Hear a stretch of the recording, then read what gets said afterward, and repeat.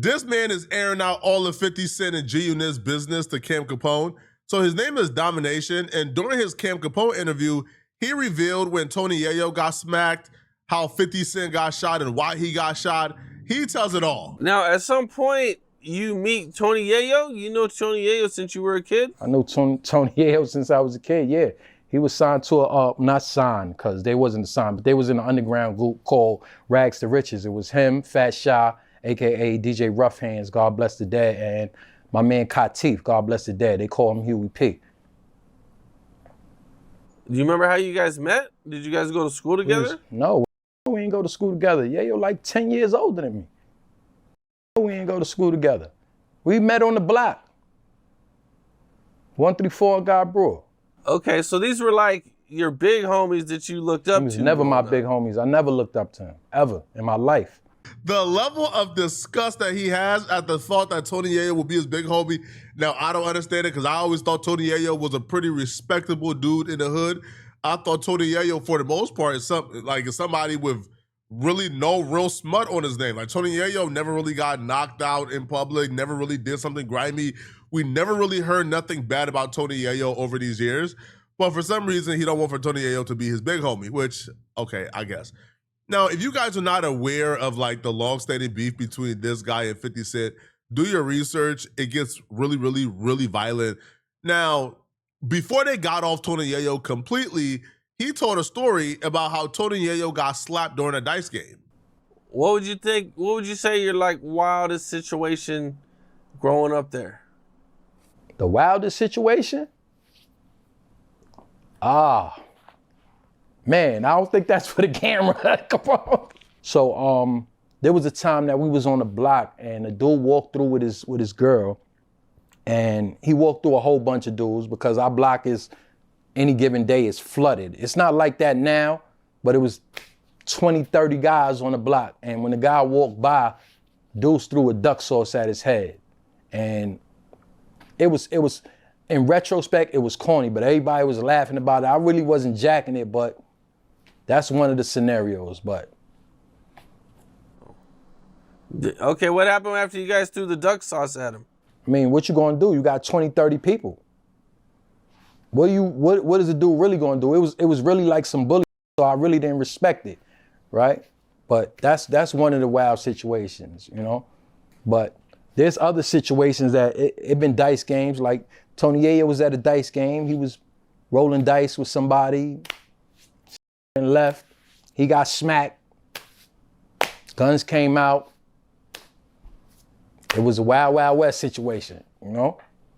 I'm questioning if that Tony Yayo story is true, because if they asked you, what's the craziest thing you've been through?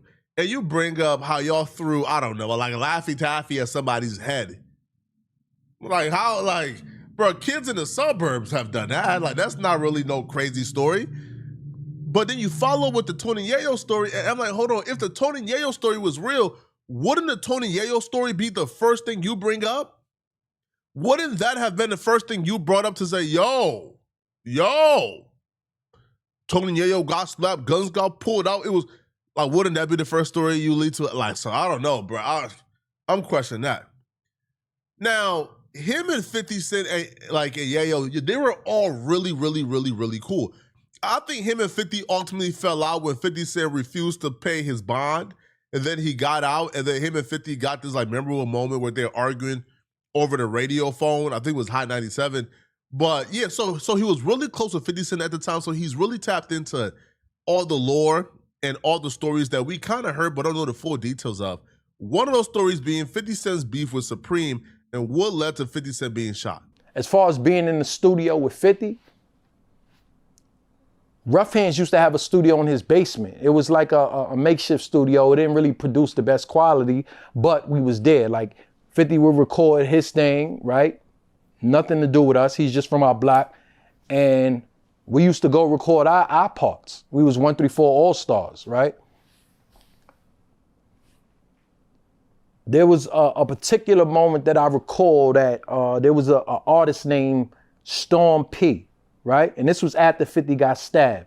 There was an artist named Storm P. I was in the studio. My man Dre Product was in the studio. Doc Intelligence was in the studio. A dude named Gangsta Lou from Linden was in the studio.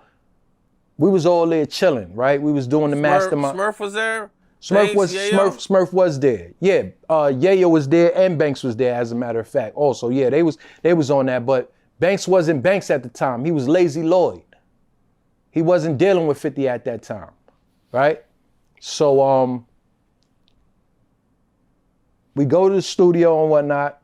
We waiting to record. There's a dude named Storm P. He's from Baisley Projects. He actually ended up being managed by Superstar J. I don't know if that's still true to this day, but he was nice. He was doing this beat. I don't recall the beat, but his bars was hard. I recall the bars. He said, I dodge potholes, man, so I don't f my rims.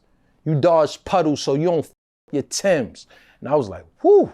He was young at the time, like our age, 18, 17, around that time. I'm like, oh, this nigga's nice. He's like, he was spitting that pain. So 50 came in the studio while we was in the studio, and he heard that, and he said, yo, who beat is that? Like, yo, I'm jumping on that. He ain't even asked boy that actually did the beat. He just said, yo, I'm jumping on that.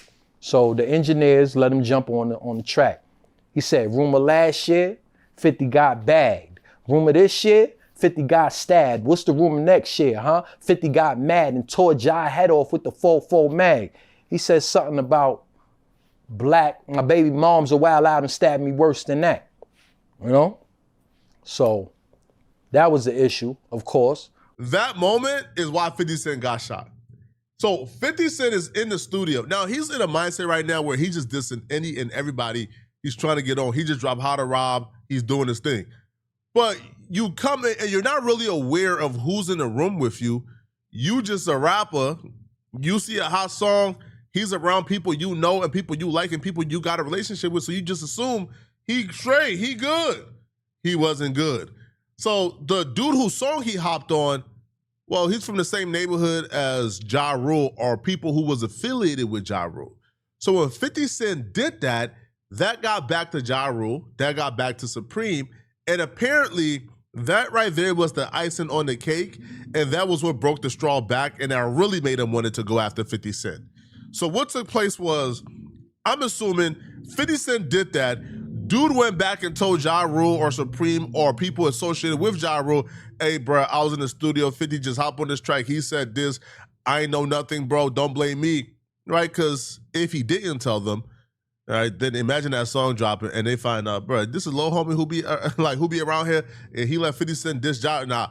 So he told. Now, after he told, he didn't go too deep into details in regards to what the conversation was, but that was apparently the straw that broke the camel back, and they was determined to kill 50 Cent the next day. Like I said, you know, Storm P was from Baisley, so 9 times out of 10, his management team was from Baisley.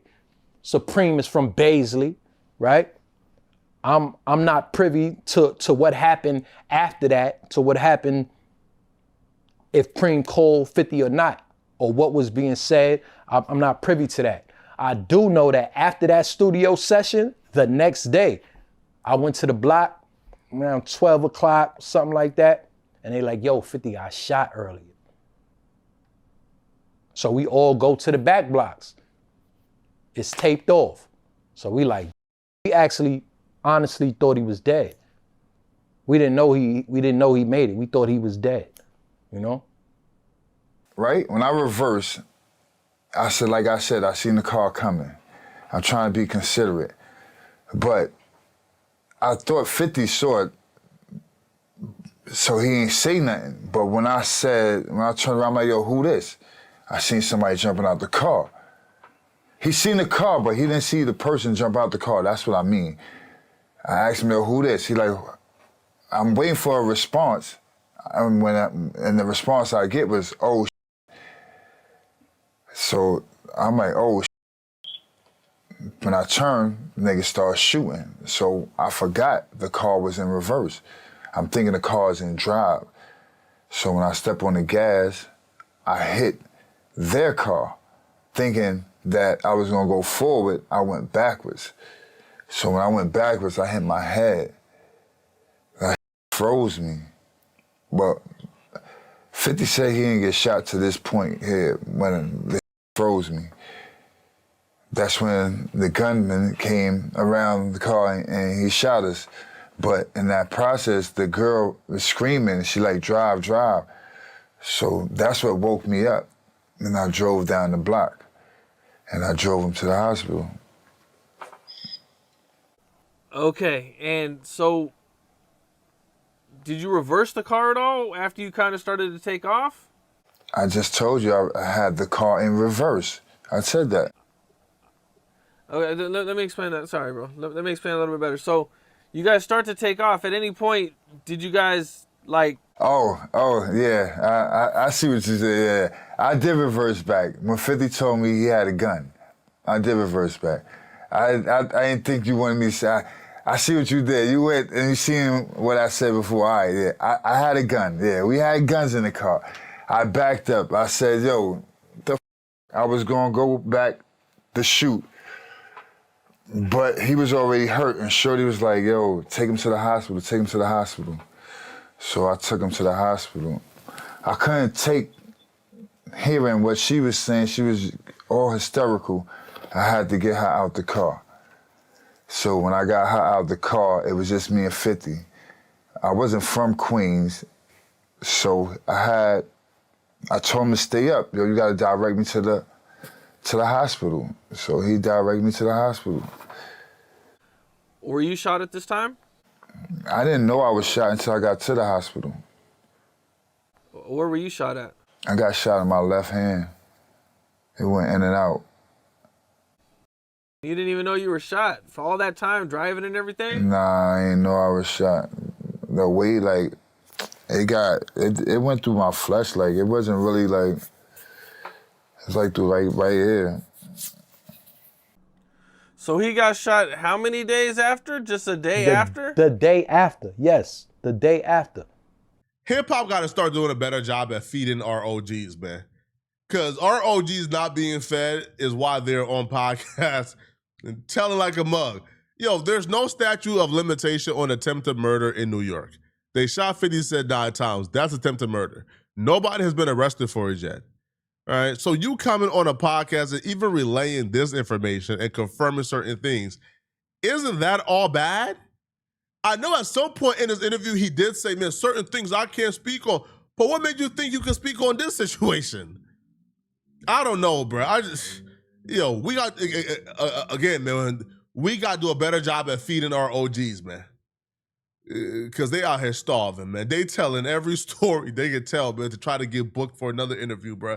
Y'all let me know in the comment section, what do you guys think about this, man? No disrespect to the brother, man. I just don't understand why you're on podcast telling these stories, but it's all love and respect, man, from my end. Let me know what y'all think, all right? Is this all bad? Is this telling? All right, and if you're still watching this video and you want to watch another good video, then click on this video right here somewhere on my screen to find out how this fake guru just got exposed badly again during the podcast with her co-host, right, who called her out live, and she freaking panicked, had a meltdown after being called out. I'm going to see you guys in this video somewhere on my screen. I'm out of here, folks. Peace.